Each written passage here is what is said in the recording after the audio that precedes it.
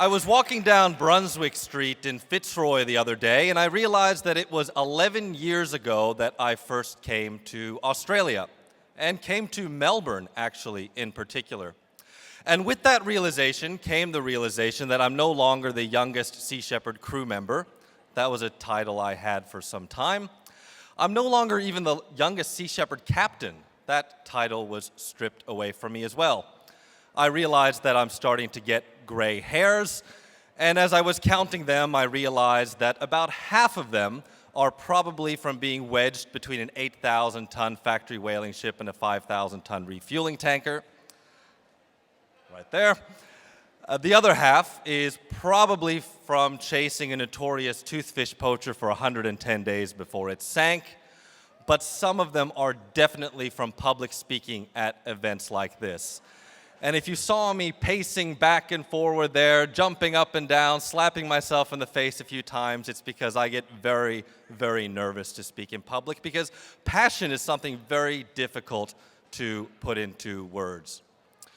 When Captain Paul Watson says that if the oceans die, we die, he's not referring to the horrific slaughter of pilot whales in the Faroe Islands.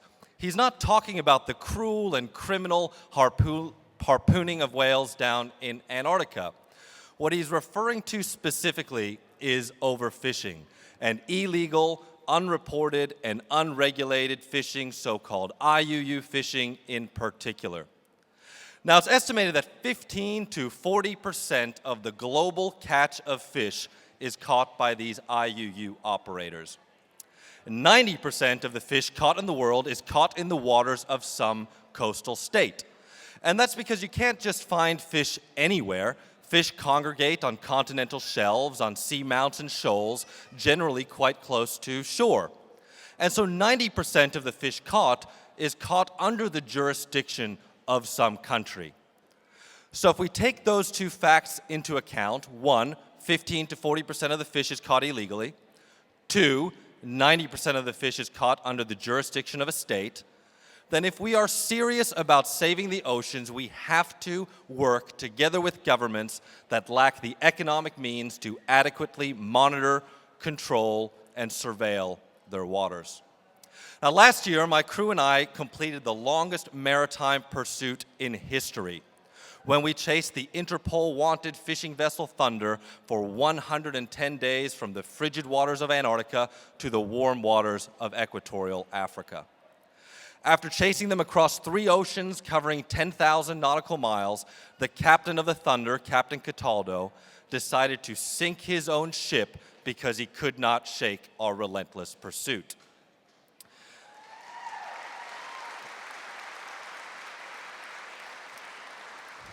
He sunk his ship about 80 nautical miles off the small African island state of São Tomé and Príncipe. And as my crew and I and the crew of the Sam Simon pulled the Thunder crew out of the water and saved their lives, I sat on the bridge of my ship and I wondered why. Of all the places in the world, why did Cataldo choose to sink his ship right there? When I looked at the geopolitics of the area, I realized that São Tomé and Príncipe has no naval patrol vessel. They have a couple of small boats within their coast guard that have a range of about 20 miles, a quarter of the distance to where the Thunder now sits, 3,800 meters on the ocean bottom. So Captain Cataldo could feel safe and comfortable knowing that nobody was going to salvage his ship. No Navy or Coast Guard was going to come out to meet him, throw submersible pumps on board, and keep that ship and the valuable evidence on board afloat. He knew that his ship was going to sink, and the evidence along with it. And what I realized is that the same reason that Captain Cataldo sank his ship in the Gulf of Guinea is the same reason why that area is a major hub for drug trafficking and for transshipment of illegally caught fish. As my crew and I chased the Thunder up the west coast of Africa, I was in contact with several governments begging them to please arrest that ship. And it was the small African coastal state of Gabon that said to me that if the Thunder entered their waters, then it would be arrested. My contact for Gabon was an American conservationist by the name of Mike Fay. Now, Mike Fay is a National Geographic explorer in residence. And he rose to world fame in the late 1990s when he completed his mega transect walk, a 455-day walk covering 2,000 miles of Gabon from the Congo Basin to the coast of Gabon. He did this trek with just 12 pygmy guides. At times, the jungle was so thick that they only progressed half a mile a day. And during this epic expedition, Mike Fay inventoried every single plant and animal that he came across. He inventoried Gabon's special lowland gorillas, special because they spend most of their time out on the beach. He discovered Gabon's surfing hippos, unique because like so many Australians, they will head down to the beach, they will swim out to sea just to body surf back to shore. Now, the scientific community doesn't know why they do it, but when I gave a speech in Israel about 3 weeks ago, someone in the audience yelled out to me that they do it because it's fun. And that's probably the closest thing to the truth. Now, Mike Fay's expedition laid the foundation for the establishment of Gabon's national park system. 11 national parks covering 15% of the land area of Gabon, meaning that Gabon has more protected forest than any country in the world for its size. Less known is that 20% of the tuna caught in the Atlantic is caught in the waters of Gabon.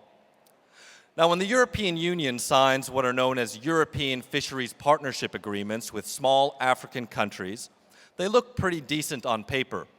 They'll say, of course you can board our ships, of course you can put observers on board, of course you can inspect our catch. But you're responsible for paying them, you're responsible for getting them out to our ships, and you're responsible for repatriating them back home from whatever distant foreign port we end up in. So needless to say, many of these African countries struggling financially can meet that term in the contract. I was invited down to Gabon, where I met with the Minister of Defense and the Minister of Fisheries, and together we signed a historic agreement. A memorandum of understanding where Sea Shepherd would provide a ship, in this case the Bob Barker, we would provide a crew and we would provide fuel, and the Gabonese government would provide 7 Marines with the Gabonese Navy, 3 fisheries enforcement officers with the Gabonese Fisheries Enforcement Agency, and complete control and direction of where the patrols went. We patrolled Gabon for 5 months. We boarded over 50 legal, licensed fishing vessels. And during those inspections, what we discovered is that what these fishing companies say that they're catching and what they're actually doing does not match up. We documented one purse seiner killing 114 sharks in one single haul of tuna as bycatch. And when that same fishing vessel was boarded the following day, they declared 5 dead sharks for that entire day.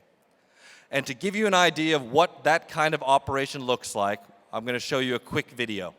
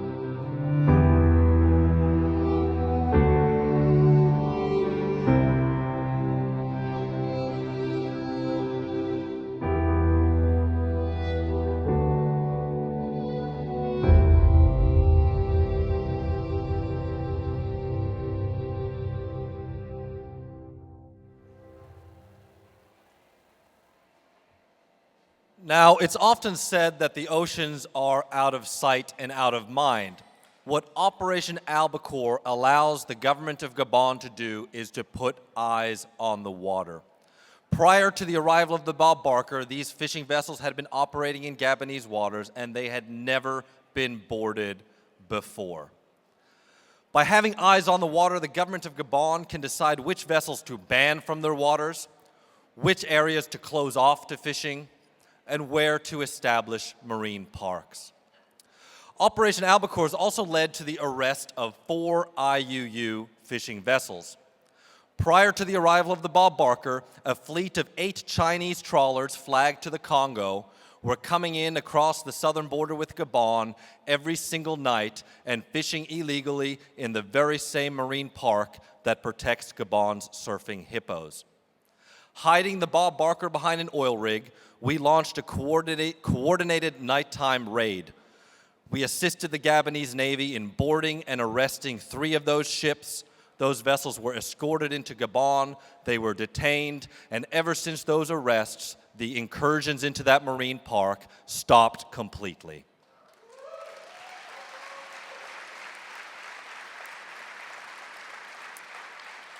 Operation Albacore was then expanded to include the country of Sao Tome and Principe, and after picking up 2 Coast Guard officers with the Sao Tome Coast Guard, the Bob Barker headed to the very same area where the Thunder had sunk 1 year earlier.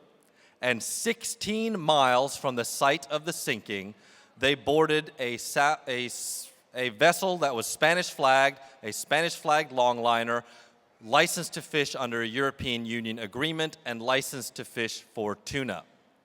The vessel was boarded, its holds were inspected, and on board they did not find tuna, they found sharks and shark fins only.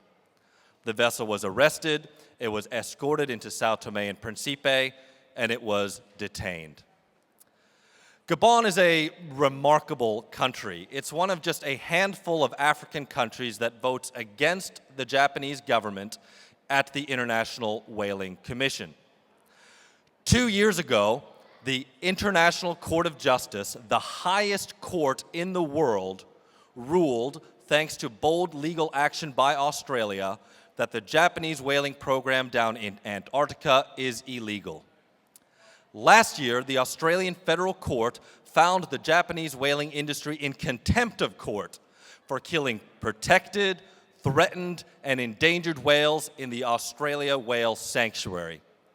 And yet earlier this year, the Japanese whaling fleet returned to Tokyo from the Southern Ocean Whale Sanctuary, having killed 333 minke whales, more than half of which were pregnant females.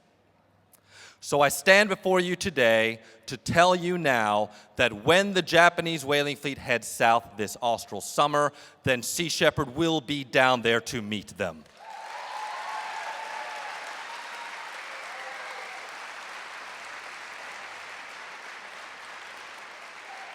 Leading the campaign will be a brand new Sea Shepherd vessel called the Ocean Warrior, purchased thanks to a generous grant by the Dutch Postcode Lottery, and this is the fastest vessel that Sea Shepherd has ever owned. We have the vessel, we now need to raise the money to bring it to Australia and then down to the Antarctic where it belongs. And that's why we're here today. We need your support to do it.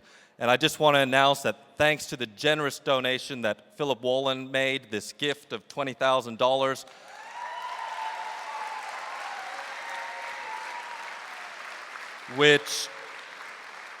which is made out to me personally. As soon as my talk is done, I'll be signing that over to Sea Shepherd towards Operation Nemesis.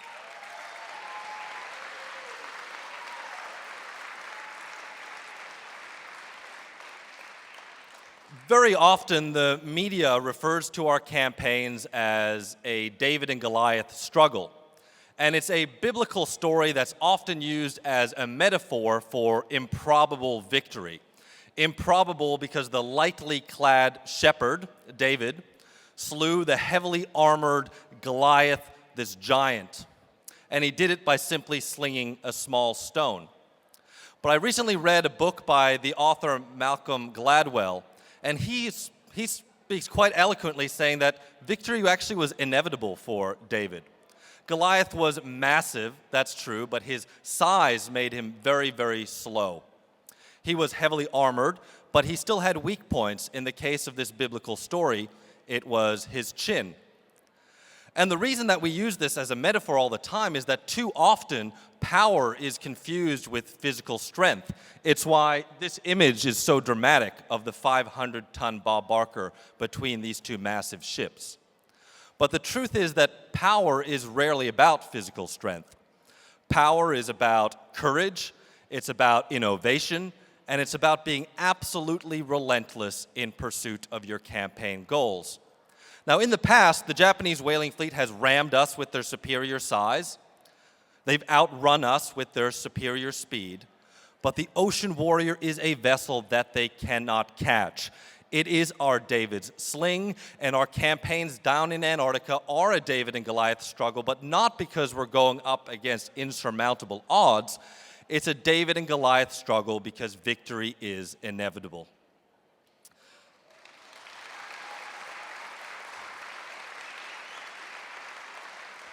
We're calling our next campaign down to Antarctic Operation Nemesis, and it's named after the Greek goddess of inescapable justice. And it will be the most difficult campaign that we have ever done. Difficult because the Japanese government has changed the rules of engagement. Number one, they've doubled the whaling area, which means they will be twice as difficult to find. Two, they've lowered their quota from 1,035 whales to 333 whales. They've done that because Sea Shepherd, for the past 10 years, has successfully prevented them from reaching anywhere near that bogus self-allocated quota. But they've also done it because they think that if I stand in front of you next year and I say that our campaign saved 100 whales, then they think that that will sound very different to your ears than me saying that we saved 800 whales. Now, if I put all my cards on the table, I cannot stand before you and say that I promise you we're going to find the whaling fleet. I can't promise you that we're going to find them. I wish I could stand here and say that I promise we will save hundreds of whales as we've done on all our past campaigns. That's not something I can promise you either. But what I can promise you is that if this campaign saves even the life of just one whale, then it's absolutely worth every single effort.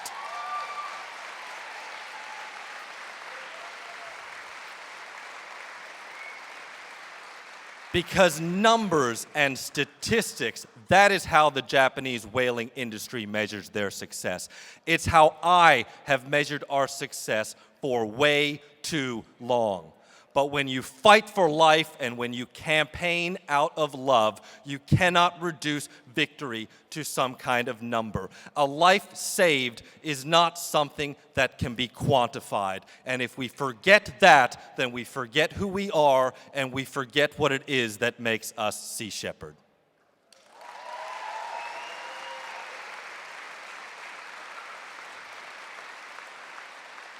We are returning to the Southern Ocean because it is the right thing to do. Because just as we know that wealthy countries supporting wealthy fishing companies to steal fish from some of the poorest people in some of the poorest countries is wrong, we know that killing endangered, protected, and threatened whales in a designated whale sanctuary is wrong.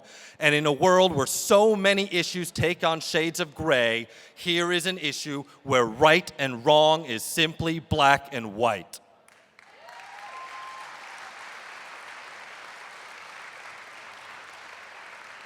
I know that we can shut down whaling in the Southern Ocean. My close friends and family, everybody I love and hold dear, will always accuse me of dreaming big.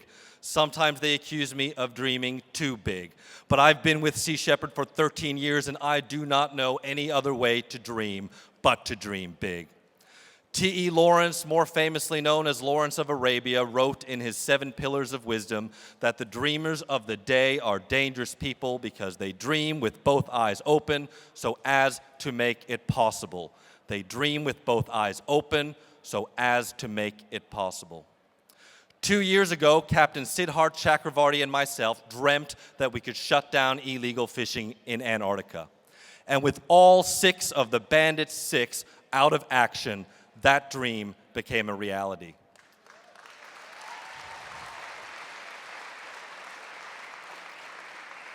11 years ago, I dreamt together with Captain Paul Watson that we could shut down whaling in the Southern Ocean. And ever since my first campaign in Antarctica, and ever since we saved that first whale, I've dreamt with my both eyes open. So I stand before you today, as I do every year, and I ask you to please support us, and I ask you to please continue to dream with me. Thank you.